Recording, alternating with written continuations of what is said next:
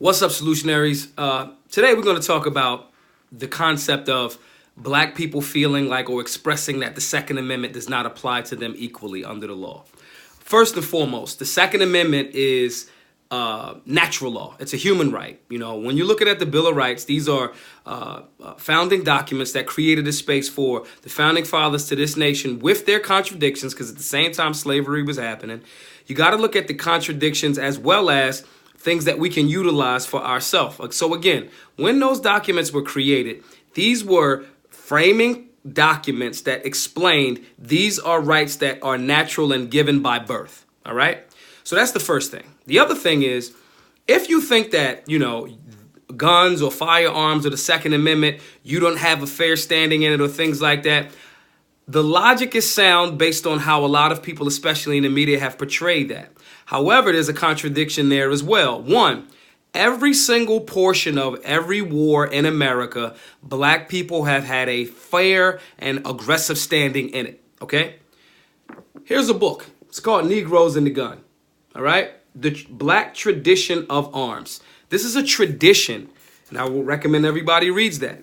This is a tradition that we've had across the country, in this nation since its inception. If you want to talk about historical context, we got to talk about the Revolutionary War. To talk about that, you have to talk about Crispus Attucks.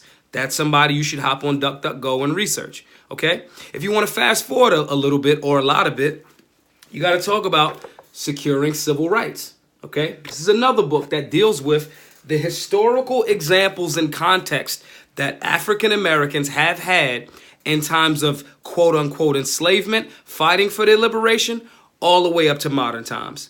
Now, if you think that there's absolutely no reason for black people to have firearms, one, I'm pretty sure you're not paying attention to history, and two, you're not aware of things like this. This is the assassination of Fred Hampton. If you don't know, Fred Hampton was a young man fighting for an end to injustice, an end to police brutality, which is tyranny, and into racism and things of that nature. And he was a very young man that worked to create in Chicago with the young Black Panther Party at that time during the 60s. Now, Fred Hampton was murdered in his home, as he slept. This is another clear and stark example of, if you are an American citizen of any race, we're talking more specifically about black people, but of any race, tyranny is tyranny. So these are historical references that we all need to know in order to recognize why that Second Amendment, especially for black people, is for you. Now, where did this come from? Why do so many black people say, there's a difference between how the Second Amendment is applied to people of color as well as people of non-color? Now, I get it. Media says it. Guys like Trevor Noah say it. And they push a narrative. So, one, we've already given you 3 examples of how historically that narrative is not true. That's number one. Number two, it's a lot of fear-mongering going on. I understand the concept, and I get why some people are afraid. However, you can't resist by staying in a space of fear. And staying in the space of mentality of, I'm afraid they're going to do X, Y, and Z to me. The reality is, if you're being killed unarmed, and we've shown progress in scenarios where we have been armed historically, it's a common sense thing. But if people can make you be afraid and they could bluff you, they could beat you. So I think there's a case of that going on. As well as, we have to admit the definition or the look of a patriot over time has been presented as white, middle-aged male. That is no longer the case.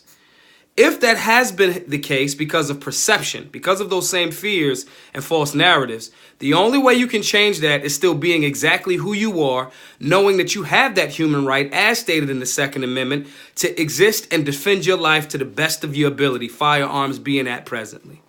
You don't do that by changing the way that you look. I am a Second Amendment advocate. I fight for freedom. I look how I look. I wear hoodies, jeans, backwards hats. I got tattoos. I got locks. I got a beard. And that ain't going to change. If I want to get jazzy and wear a suit when I feel like it, that will be the case as well. But these tattoos don't come off and these locks don't come out. And I'm still an advocate. I'm still a patriot. I'm still right from Philadelphia, the birthplace of America.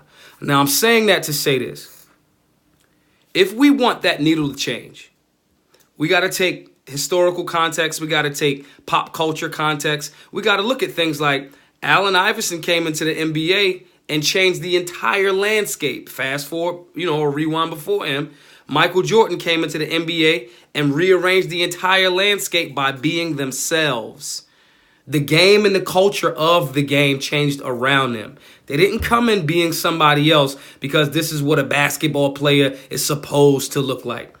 We, from urban America, are coming into the game existing with our own culture, and that solid cultural foundation is something that the rest of the world, the freedom community, if they're genuinely about freedom, has to accept.